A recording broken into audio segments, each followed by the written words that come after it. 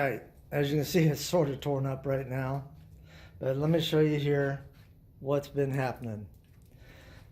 If you can see, I'm not sure if it's going to come out or not, but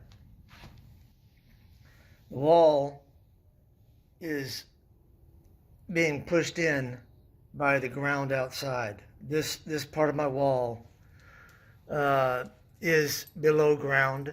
It's cut into the side of a hill, and if you can see that right there, this gray stuff or black stuff is where I tried to seal it because it was leaking right here. But it's been, see this here, how this brick here has been pushed away from that. But it's been going on for years, and I did some work to it years ago, the tar stuff, to stop it leaking, but it didn't stop the wall from coming in. And it's actually, when I cut this stud right here to replace the bottom part, which is rotted out, matter of fact, all this is rotted out all the way up and down the wall. This is what the studs sit on.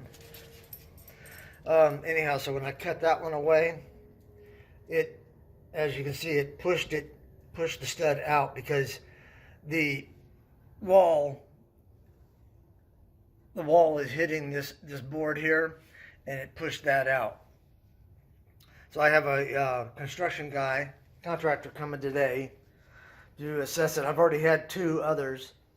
One was like $10,000 or $12,000.